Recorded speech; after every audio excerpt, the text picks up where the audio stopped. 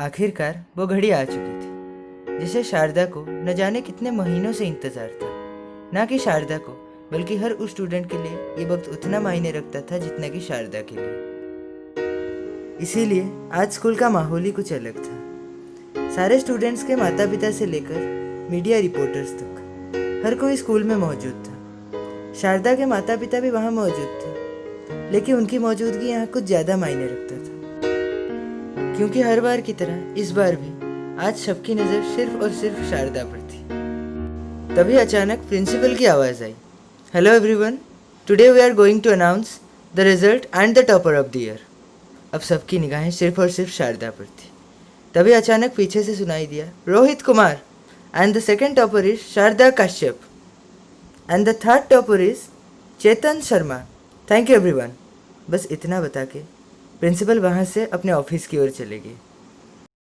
अब सबकी निगाहें सिर्फ रोहित पर थी, क्योंकि रोहित वो लड़का था जो हर बार सेकंड आता था और शारदा और उसके माता पिता हमेशा उसे नीचा दिखाते थे। लेकिन आज जैसे पूरा भीड़ मानो रोहित के ही चर्चे कर रहा था। शारदा अब इस भीड़ में जैसे कहीं खो चुकी थी।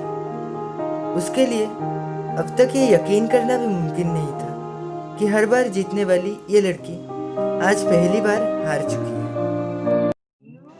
ये सब कम था जो अब रोहित के पापा अचानक से शारदा को आके बताने लगे कि क्या हुआ बेटा, इस बार पढ़ाई में ध्यान थोड़ा कम हो गया था क्या?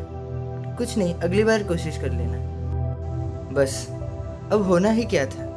गुस्से में शारदा के पापा ने उसका हाथ पकड़ के जबरदस्ती उसे स्कूल से बाहर ले गए। पूरे रास्ते उन्होंने उसे बहुत कुछ सुनाया। इन सब से परेशान शारदा अब बस रोने ही वाली थी कि रिश्तेदारों के आए बार बार फ़ोन कॉल्स ने मानो उसकी परेशानी अब जैसे दोगुनी कर दी हो। इस वक्त का मिजाज भी बहुत अजीब है। जब बदलता है तो अपने साथ पूरे माहौल को बदल के रख देता है। अब शारदा की ज़िंदगी भी कुछ ऐसे ही हालातों से गुजर रही थी, क्योंकि उसकी ज़िंदगी में अब ऐसा कोई था ही नहीं जिसे वो अपनी परेशानी। 2 दिन बाद स्कूल का फेयरवेल हुआ। अब शारदा इस फेयरवेल में शामिल तो थी, लेकिन अब उसे ऐसा लग रहा था जैसे ये पूरा माहौल आज उसके खिलाफ है। तभी अचानक रोहित ने उसे देख के मुस्कुरा दिया तो शारदा एकदम से गुस्सा हो गई। उसने अपना सारा गुस्सा और अपनी सारी परेशानी रोहित पे निकाल दिया। उसने गुस्से में उसे बोला, हंस लो, इतनी बड़ी कामयाबी जो मिली है, कॉन्ग्रेचुलेशन मुझे हराने के लिए। इतना बता के शारदा अब वहाँ से जाने ही वाली थी। तभी रोहित ने उसे बोला, सुनो, तुम्हें लगता है ना कि मैं तुम्हें हराने के लिए पढ़ रहा था? असल में आज तक मैंने कभी टॉप करने के लिए पढ़ा ही नहीं। उसने उसे बताया, एक चीज़ देखो, हर साल तुम टॉप करती थी और मैं सेकंड आता था। इस साल मैंने टॉप किया है। ना ये लोग बदले हैं, ना ही ये माहौल, यहाँ तक भी तुम्हें और मुझे मिली ये ट्रॉफी तक भी। अब शारदा एकदम चुप थी। आखिर में उसने बोला, थैंक यू रोहित, मुझे मेरी ज़िंदगी दिखाने के लिए।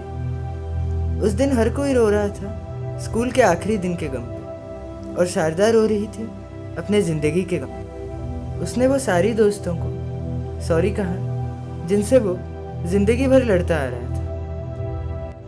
और जब स्कूल के आखिरी दिन में सभी दोस्त एक दूसरे को अपना नंबर दे रहे थे, तभी शारदा ने भी अपने सारे दोस्तों को अपना नंबर दिया। अब सब कुछ ख़त्म होने के बाद जब शारदा अपने घर लौट रही थी, तो आज उसे ऐसा लग रहा था जैसे ये पूरा स्कूल की इमारत आज उसे बहुत अपने लग रहे थे और उसे ये कह रहे थे कि खुश रहना अपनी ज़िंदगी में। इसी के साथ लाइफ इज़ नाउ यानी कि हमारा दूसरा सीरीज़ का सफ़र यहीं पे ख़त्म होता है। अगर आपको ये वीडियो वाकई में पसंद आया है तो वो वीडियो को लाइक, शेयर और चैनल को सब्सक्राइब ज़रूर कीजिए। शुक्रिया।